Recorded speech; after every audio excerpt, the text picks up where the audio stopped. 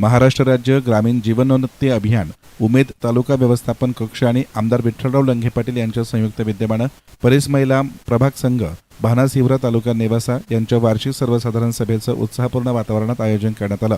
या मेळाव्यात महिला सक्षमीकरण, बचत गटांची आर्थिक प्रगती आणि शासनाच्या विविध योजनांचा लाभ अधिकाधिक महिलांपर्यंत पोहोचवण्याचा निर्धार व्यक्त करण्यात आला। कार्यक्रमाच्या शेवटी 50 लाख रुपयांच्या CIF निधीचे धनादेश महिला बचत गटांना वितरित करण्यात आले। कार्यक्रमाच्या अध्यक्षस्थानी रत्नमाला विठ्ठलराव लंघे पाटील होत्या। यावेळी मार्गदर्शन करताना आमदार विठ्ठलराव लंघे पाटील म्हणाले की नेवासा तालुक्याचा सर्वांगीण विकास हेच आमचं ध्येय असून त्यात महिलांची भूमिका अत्यंत महत्त्वाची आहे।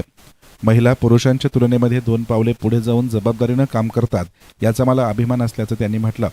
राज्य आणि केंद्र सरकार महिला सक्षमीकरणासाठी कटिबद्ध असून बचत गटांच्या माध्यमातून महिलांना स्वावलंबी करण्यासाठी सातत्यानं प्रयत्न सुरू आहेत, असं त्यांनी सांगितलं। राज्य शासनाच्या केंद्र सरकारच्या वेगवेगळ्या योजनांचा फायदा घेण्याचं काम आपण त्या ठिकाणी केलं पाहिजे। आणि आताच माझ्या अगोदर डॉक्टर साहेब असतील, डॉक्टर भाऊ असतील यांनी सांगितलं की खऱ्या अर्थानं आपल्याकडेच लोकप्रतिनिधी आपण ज्यावेळेस मतदानाला प्रत्येक गावामध्ये जायचो त्यावेळेस सांगायचो की आपल्याला कार्यकर्ता लोकप्रतिनिधी म्हणून आमदार म्हणून पाठवा, तर मला निश्चितपणाने आनंद वाटतो की आमच्या लाडक्या बहिणींनी भरभरून दिलेलं मतदान, तो संत महंतांच्या आशीर्वाद, तरुणांची साथ आणि त्याच्यामुळेच आपल्याला एक सर्वसामान्य कार्यकर्ता त्या ठिकाणी आमदार म्हणून विधानसभेमध्ये गेलेला आहे। आणि म्हणून गेले 1.5 वर्ष 2 वर्ष आपण बघतोय की सर्वसामान्य गोरगरीब नागरिक केंद्रबिंदू मानून काम करण्याचा प्रयत्न आपण आपल्या तालुक्यामध्ये करतोय।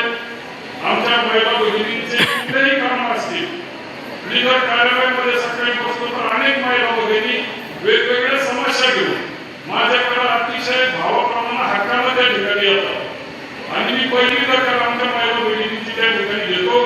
काही अडचणी असतात, काही शासकीय कामाचे प्रश्न असतात, काही कौटुंबिक समस्या असतात, परंतु या सर्व सोडवण्यासाठी आपल्याला कार्यकर्ता म्हणून, लोकप्रतिनिधी म्हणून मी या ठिकाणी काम करण्याचा प्रयत्न करतोय। खरं तर अतिशय भव्य दिव्य कार्यक्रमाच्या माध्यमातून आपल्या याच्यानंतर देखील काही कार्यक्रम आहेत, आपल्याला मार्गदर्शन आपल्या सर्व आपले जे अधिकारी आहेत त्यांच्या माध्यमातून होणार आहे। परंतु मी सर्व अधिकाऱ्यांचं आपण सर्वांनी टाळ्याच्या गजरात स्वागत करूया की खूप चांगलं काम त्यांनी करण्याचा प्रयत्न या ठिकाणी केलेला आहे आणि तुमचं विशेष अभिनंदन। कारण आपण शासनाचे अधिकारी म्हणल्यानंतर आपण समाजाचं काहीतरी देणं लागतोय हेतून आपण या ठिकाणी कामकाज सुरू केलेलं आहे। खरं तर मी तालुक्यामध्ये फिरत असताना एक जाणवलं की ज्या वेळेस या ठिकाणी आपण हे महिला बचत गट, महिला मेळावे चालू केले तेव्हापासून एक लक्षात आलं की काही ठिकाणी प्रभाग संघाला कार्यालय नव्हते। आम्ही त्या गावाच्या लोकप्रतिनिधी, सरपंच असतील, पदाधिकारी, आमचे कार्यकर्ते विचाराचे आहेत यांच्याशी चर्चा केल्यानंतर ठिकठिकाणी या प्रभाग संघाला कार्यालय उपलब्ध झालेले आहे। मला वाटतं किती कार्यालय आणि हे प्रभाग संघाचे कार्यालय त्या ठिकाणाहून आमच्या महिला भगिनी काम करतात। परंतु मी आताच व्हिडिओ साहेबांना म्हणतो की जर आमच्या महिला भगिनी एखादी ग्रामपंचायतची जागा असेल तिथं कार्यालय छोटीशी खोलीमध्ये काम करते, एक प्रायोगिक तत्वावर जर आपली शासकीय जागा पुढे असेल एखाद्या प्रभागात तर आपण आपल्या निधीमधून प्रभाग संघाला अतिशय भव्य दिव्य असं कार्यालय प्रायोगिक तत्वावर जिल्ह्यामध्ये करण्याचा आपण प्रयत्न करू की जेणेकरून ज्यावेळेस आमच्या प्रभागातल्या महिला भगिनी तिथं जातील त्यांना देखील त्या ठिकाणी चांगलं काम करता आलं पाहिजे। शासनाने आता व्हिडिओ साहेबांशी चर्चा केली की फर्निचरसाठी आपल्याला निधी उपलब्ध करून दिलेला आहे प्रभाग कार्यालयासाठी आणि नक्कीच जर आपल्याला वेगवेगळ्या ठिकाणी जागा उपलब्ध झाल्या तर पालकमंत्री महोदयांच्या माध्यमातून DDCचा निधी असेल किंवा राज्य सरकारच्या माध्यमातून आणि नाही झालं तर आपला व्यक्तिगत आपला स्थानिक विकास निधी आमदार निधी असतो त्याच्या माध्यमातून आपण महिला भगिनींना चांगले प्रभाग कार्यालय त्या ठिकाणी उपलब्ध करून देऊ शकतो। आणि म्हणून आजचा खरं तर अतिशय प्रेरणादायी कार्यक्रम आहे. मला आठवतं की मागच्या महिन्यामध्ये व्हिडिओ साहेब याप्रसंगी नगराध्यक्ष डॉक्टर करणसिंह घुले, गटविकास अधिकारी संजय लखवाल, प्रताप चिंधे, ॲडव्होकेट रामेश्वर सुरुंग यांनीही मनोगत व्यक्त करून महिला बचत गटांच्या कार्याचे कौतुक केले आणि मार्गदर्शन केले. महाराष्ट्र शासन आपल्या राज्याचे लोकप्रिय मुख्यमंत्री देवेंद्रजी फडणवीस साहेब असतील, त्याचबरोबर लाडके उपमुख्यमंत्री एकनाथजी शिंदे साहेब असतील, त्याचबरोबर दुसऱ्या लाडके उपमुख्यमंत्री सुनेत्रताई पवार असतील, ह्या गोरगरिबांसाठी खऱ्या अर्थाने या ठिकाणी महाराष्ट्र बद्दल या ठिकाणी काम उभा केलं. मग महाराष्ट्र सरकारची लाडकी बहीण योजना असेल, सुकन्या समृद्धी योजना असेल, त्याचबरोबर प्रधानमंत्री मुद्रा योजना असेल, अशा सरकारी प्रमुख योजना या ठिकाणी सरकारच्या माध्यमातून आणि घड्याळ हे जे महाराष्ट्रभर आपल्या तालुकाभर जे काही बचत गट आहेत त्यांना सक्षमीकरण करण्यासाठी, महिलांना सक्षम करण्यासाठी सरकारकडून विशेष प्रयत्न या ठिकाणी चालू आहे.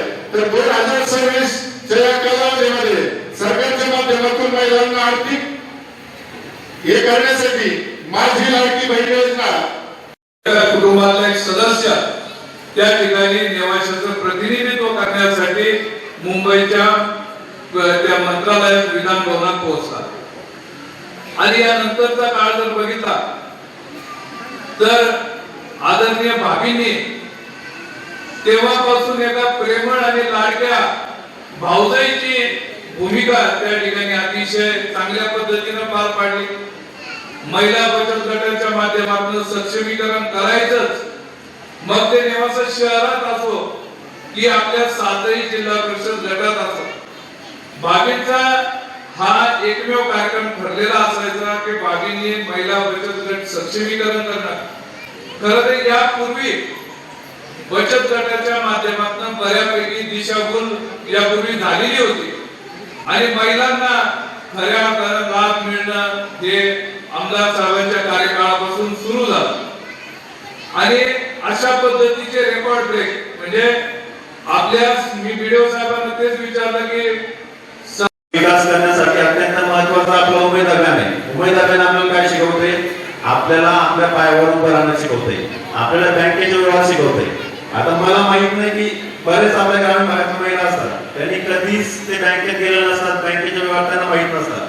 जेव्हा ते बचत गटामध्ये समाविष्ट होतात तेव्हा ते बँकेत जातात, कर्जाची मागणी करतात, कर्ज प्राप्त करून घेतात, कर्जाचं व्याज काय असतो, कसं परतफेड करायचा, सगळं नियम त्यांना जमते. त्यामुळे बँकेचे व्यवहार आपल्याला बचत गट शिकवते, आपल्याला एकत्र येणे शिकवते. आपण बरेच महिला कधीतरी घर आणि त्यांचं शेती आणि घराचे काम माहीत असतात, बरेच महिला बाहेर पडत नाही, पण बचत गट तुम्हाला संधी देते, तुम्ही बाहेर पडा. आपले गट विविध जो उमेद अभियान आहे, विविध प्रशिक्षण राबवते, विविध मेळावे राबवते, विविध मिटिंगा घेते, त्या निमित्ताने तुम्हाला बाहेर पडता येते. बाहेर पडल्यावर आपल्याला बाहेरचं जग कळतंय. बाहेरचे आपण घरात असेल तर आता जग खूप पुढे गेलेलं आहे. आता हा सगळा डिजिटल युग आहे. अध्यक्ष भाषणात रत्नमाला विठ्ठलराव लंघे पाटील यांनी महिलांच्या प्रश्नांसाठी लंघे कुटुंबाचे दार कायम खुले राहील अशी ग्वाही दिली. महिला बचत गटांचे प्रश्न, महिला सक्षमीकरण आणि स्वावलंबनासाठी आपण आमदार विठ्ठलराव लंघे यांच्या खांद्याला खांदा लावून काम करत असून भविष्यातही ही भूमिका कायम राहील असं त्यांनी सांगितलं. बचत गटांच्या माध्यमातून महिलांनी स्वतःबरोबरच आपल्या मुलांचे भविष्य उज्ज्वल करण्यासाठी आर्थिक सक्षमतेचा मार्ग स्वीकारावा असं आवाहनही त्यांनी केलंय. त्याच्यासाठी तर तुम्ही आज 10,000, 50,000, 1,00,000, 10,00,000 या एवढ्या रकमेवर अवलंबून आपल्याला कोटी कर्ज घ्यायचंय आणि ते फेडायचंय. कोटी कर्ज घ्यायचं म्हणजे काय करायचं? म्हणजे व्यवसायाकडे वळायचं. व्यवसायाकडे वळलं म्हणजे ही योजना 15 लाखापर्यंत ती योजना आपल्याला कमी व्याजात म्हणजे खूप अनुदानित मिळणार आहे. आपण वयाचा अंदाज घेतला, आज तुम्ही सक्षमी 20, 25, 30 पर्यंत तुम्ही सक्षमी, 40 नंतर आपल्याला बसून व्यवसाय करायचा आहे. हे लक्षात घ्या. कशासाठी करायचा? का ज्यावेळेस आपल्याला 40 नंतर जे म्हणतो आपण आपल्याला नाही होत तर त्यावेळेस ही योजना घ्यायचं. मग कधी घ्यायचा? पायऱ्या चढवरती जायचं. बरोबर आहे का नाही? पायऱ्या चढण्याचं काहीच होणार नाही. उद्या आपल्याला बचत गट तुम्ही घेता, काढता, भरता, कळकळी ही 10,000 घेतले 20,000 घेतले मी आज केलं मी आज ते केलं. पण जी बचत गट आपल्या कुटुंबाला आपण लावतो तर त्या कुटुंबासाठी आपल्या मुलांवर संस्कार महत्वाचे, जेणेकरून आपला मुलगा त्या बचत गटाचा उद्या ती आई सक्षमपणे सांगू शकते तर मी काय केलं आणि माझ्या मुलासाठी मी काय कमवलं. बरोबर आहे का नाही? आज मी बघते का ह्या ज्या तरुण वर्ग आहे हा खूप भरकटला. तो ना आईचा ऐकतो तो ना वडिलांचा ऐकतो. आपण धडपड कशासाठी करतोय? उद्याच्या पिढीसाठी करतोय.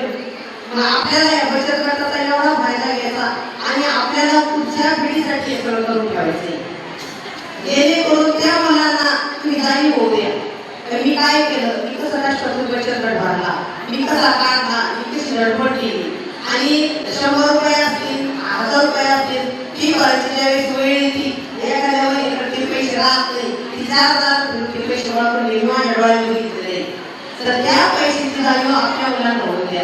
एकच विनंती कळकळीची केली मुलांवर आपल्या संस्कार करा. आणि मी पण हे जे येस्तान मीडियासाठी प्रतिनिधी मंगेश निकम, नेवासा.